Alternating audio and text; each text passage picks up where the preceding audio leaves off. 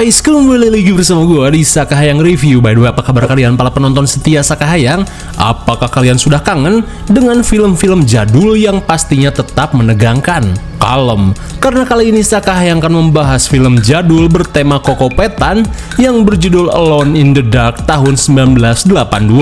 Oke lah, daripada kelamaan, mending kita langsung saja ke pembahasannya. Dan jika kalian suka dengan channel ini, seperti biasa silahkan subscribe aja, biar gak ketinggalan video menarik lainnya dari Sakahayang.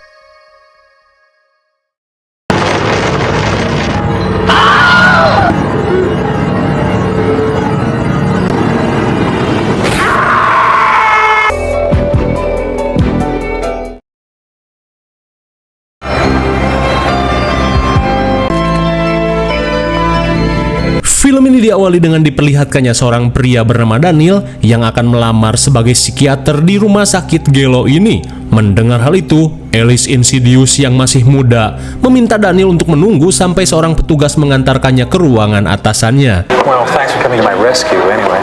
No, everything seems turned upside down, but I've been here since Leo founded the hospital 6 years ago.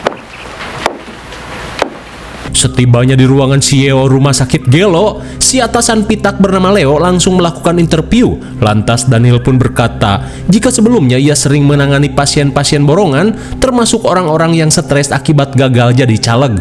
Tak cuma itu, dirinya sempat menangani pasien yang menderita skizofrenia dan juga pikun akut. Dirasa Daniel memenuhi kriteria, Leo pun memutuskan untuk merekrut Daniel.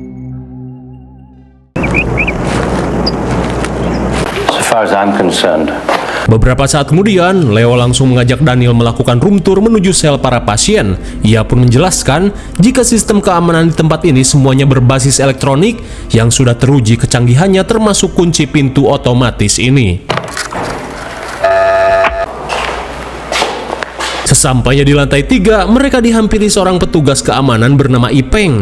Ia pun berkata, jika semalam seorang pasien bernama Frank berusaha kabur melalui jendela kamarnya. Namun untung saja, berkat pengamanan otomatis semua bisa terkendali. Dirasa ini waktu yang tepat, Leo berniat memperkenalkan Daniel pada para pasien kolot tapi telenges di tempat ini. Hello friends. He's going to be helping you along for a while.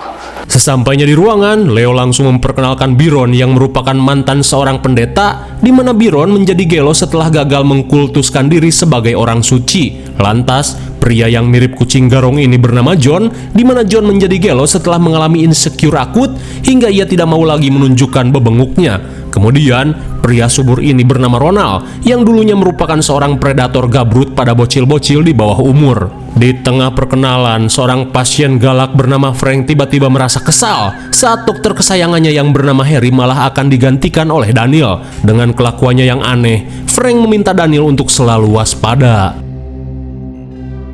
Di malam harinya, Frank yang merupakan mantan pensiunan perang terlihat tidak bisa molor. Lantas dengan pemikirannya yang gelo, Frank malah menduga jika dokter kesayangannya telah dihabisi oleh Daniel supaya ia bisa bekerja di tempat ini. Kemudian, Frank mengajak circle gelonya untuk bekerja sama guna membalaskan kematian Harry. Namun gua ingatkan kalian untuk jangan heran, karena kalau kalian heran artinya sama-sama gelo. Dan kini, Frank akan memikirkan cara supaya mereka bisa keluar dari tempat ini.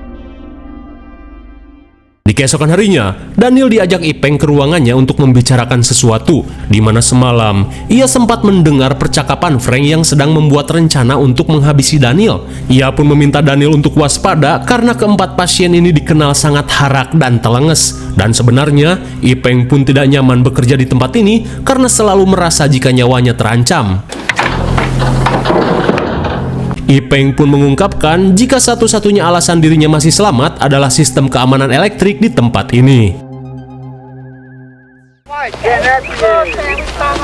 Sementara di taman, Leo yang sedang mengobrol seketika heran saat mendengar keributan.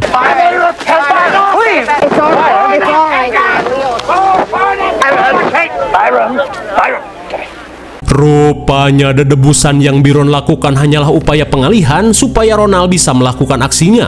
Hingga sesaat kemudian, Ronald pun bisa dengan mudah mendapatkan alamat rumah Daniel. Tak cuma itu, Ronald si predator tiba-tiba tertarik saat melihat putri Daniel yang dirasa cukup manis. The haven's really far out.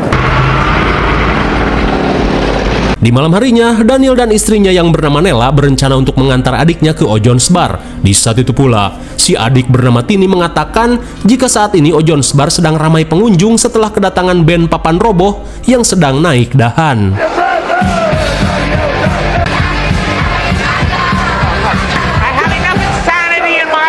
Sesampainya di Ojon's Bar, Tini yang tidak sabar ingin mosing langsung pergi mendekati panggung. Lantas dengan gaya mosing saling jorok, Tini terlihat begitu menikmati konser acak adut ini.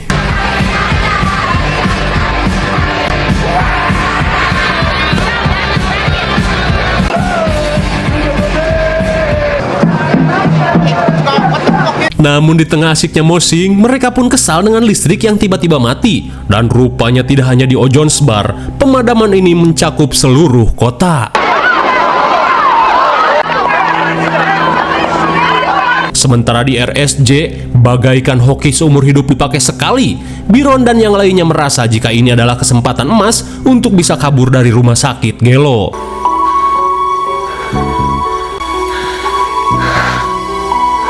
Betapa senangnya Frank saat mengetahui sistem keamanan di tempat ini benar-benar lumpuh total. Sesaat kemudian, Ipeng pun panik saat melihat para pasien yang berhasil keluar dari kamarnya.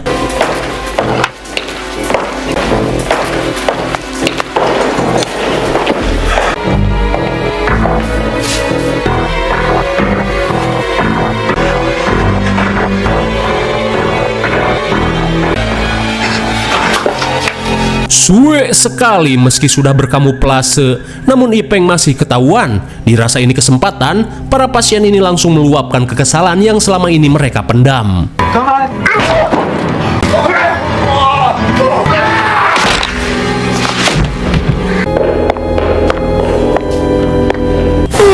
My God, bagaikan sepeda lipat. Seketika Ipeng tewas setelah disemek ala-ala Brock Lesnar. Sementara di luar, Dokter Ucup yang baru tiba langsung panik saat melihat Circle Gelo di lantai 3 berhasil keluar.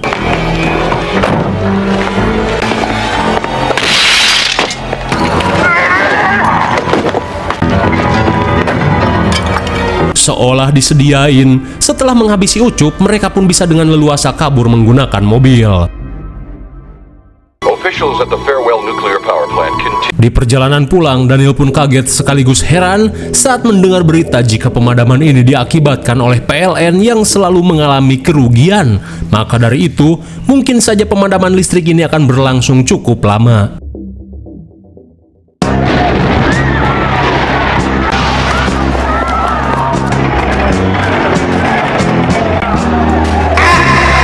Sementara di kota, para warga malah memanfaatkan situasi ini dengan menjarah toko. Di saat itu pula, Circle Gelo yang baru tiba seakan melihat surga. Karena kejadian ini, mereka bisa melakukan apapun yang mereka mau. Dan kini mereka pun berniat mencari sesuatu untuk melancarkan rencananya.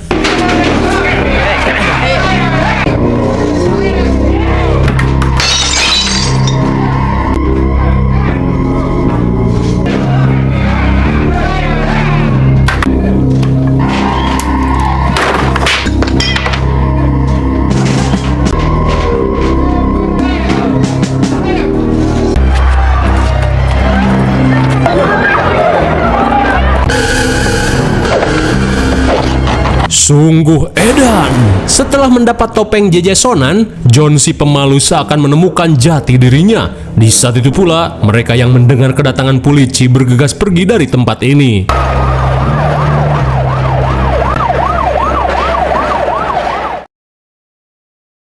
Di keesokan harinya, scene beralih pada seorang tukang pos bernama Kang Dayat yang sedang sibuk mengantar-ngantar Wesel.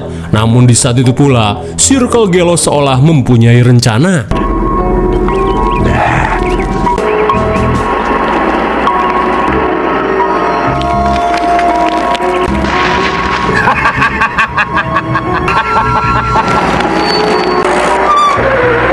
Arisaria Gelo.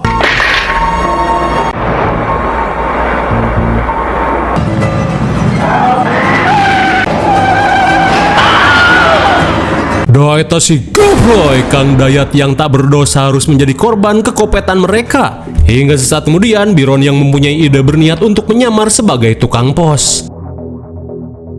Sementara di rumah, Nela meminta Tini untuk segera berganti baju karena sebentar lagi ia akan mengajaknya berbelanja. Okay, so how about a poster for me? Wait till you see mine. Hingga sesaat kemudian, Nela pun heran saat mendengar kedatangan seseorang.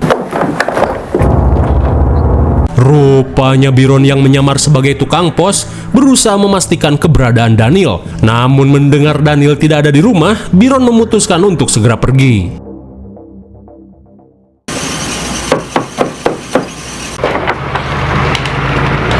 Singkat waktu, putri Daniel yang bernama Layla merasa heran saat mendapati rumahnya yang begitu sepi. Dirasa ibu dan bibinya sedang pergi ke pasar, Layla pun tidak terlalu memikirkannya. Namun seketika Layla pun bingung saat melihat seorang pria subur tiba-tiba berada di rumahnya. Lantas, Ronald beralasan jika dirinya merupakan pengasuh yang baru. Don't call me cutie.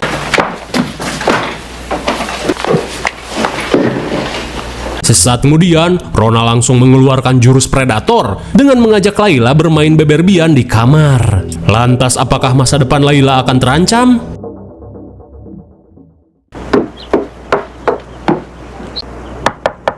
Lila? 1 jam kemudian, seorang kewes mirip beberbian bernama Carol baru saja tiba di rumah Daniel. Rupanya, selama ini Carol adalah pengasuh Layla yang datang terlambat. Heran dengan suasana rumah yang begitu sepi, Carol yang khawatir bergegas mencari keberadaan Layla.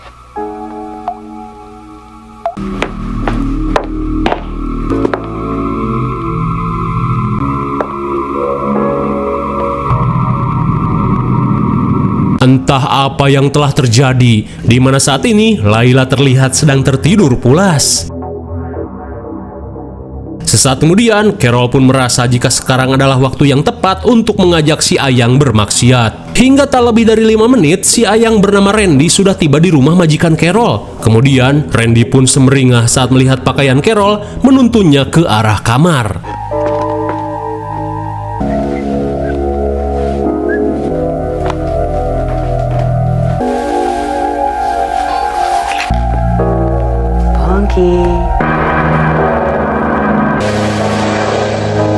What took you so? Seketika Randy pun hejo saat melihat Carol yang sudah ready untuk bermaksiat. Takut majikannya keburu datang, Carol meminta Randy untuk bergegas. Hold it. Namun baru saja akan dimulai, Carol pun panik saat mendengar suara dari arah lemari. Tak ingin kesempatan ini terbuang percuma, Randy berusaha untuk mengeceknya. Dirasa tidak ada apa-apa, Randy merasa jika tadi Carol hanya salah dengar saja. Akan tetapi...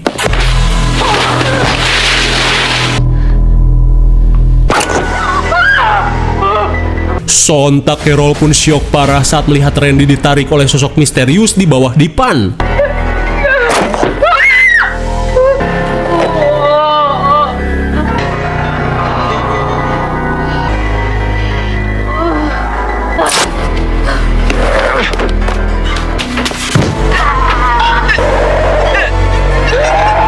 Sungguh naas, pasangan maksiat ini harus tewas sebelum puas menjalani masa muda.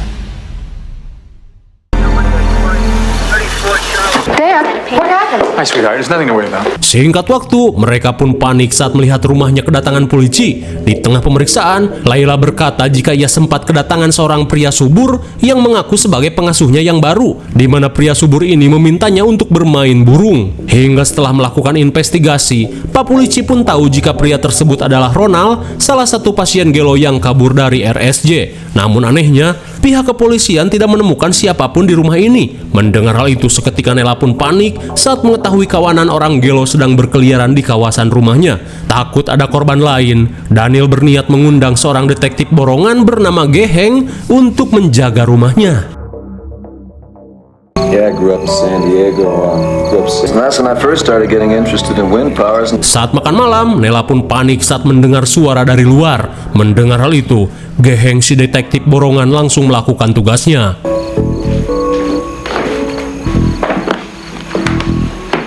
Don't you think we should call somebody for help? Are you sure you don't want a little help looking around out there?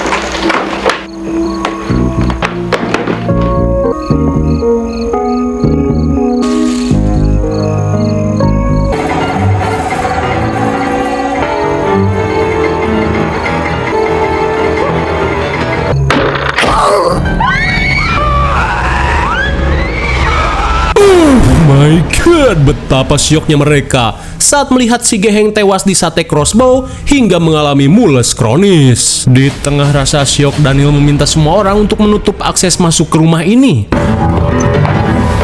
Get the windows in the library. It's locked. Great. Now check upstairs. Namun sesaat kemudian Daniel berkata jika jasad Geheng tiba-tiba hilang entah kemana. Kemudian Daniel berusaha memikirkan cara untuk pergi dari tempat ini. Tapi tiba-tiba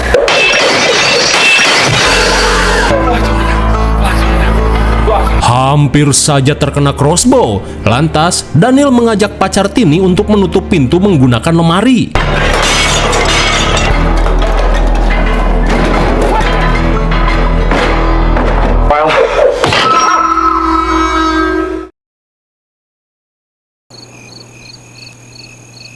They're obviously armed.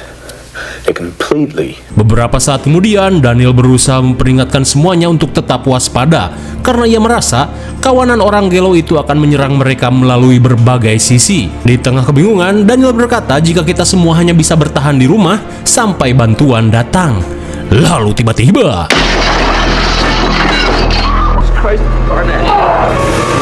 melihat jasad Geheng digunakan untuk menjebol jendela, mereka yang panik bergegas menutupnya. Di saat itu pula, Tini yang mengalami syok berat tiba-tiba mendengar sesuatu.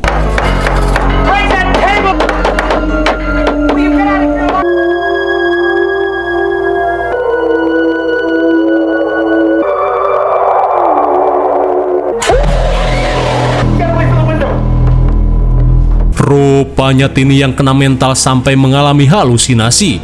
Tak cukup sampai di situ, kepanikan mereka semakin berlanjut saat mencium bau hangus dari arah basement. Open the door again unless you know it's me. Sure.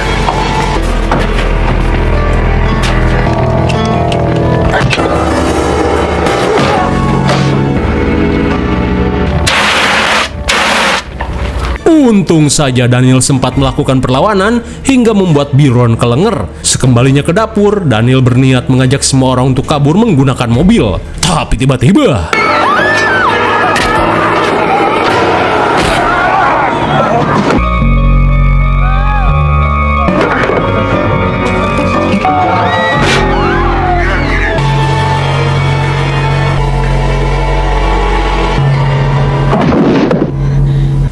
akhirnya Ronald pun modar setelah mengalami encok kronis. Dirasa ini kesempatan, Daniel bergegas keluar untuk mempersiapkan mobil.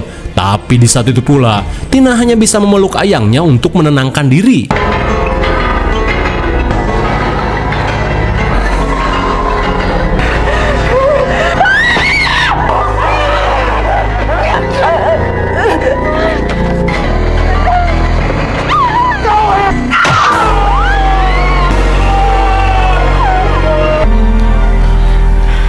Tanpa diduga, rupanya Tom adalah psikopat J.J. Sonan yang menyamar sebagai pacarnya Tina.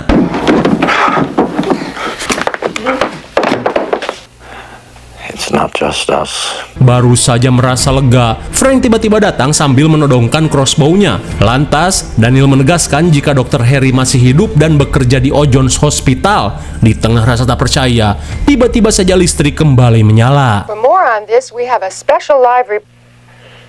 Thanks, Cindy. Antara malu dan edan, Frank hanya bisa terdiam saat mendapati kenyataan jika selama ini Dr. Harry masih hidup, di mana semua kegilaan ini hanya berdasarkan pemikirannya saja. Menyadari hal itu, Frank pun langsung menyesali semua perbuatannya.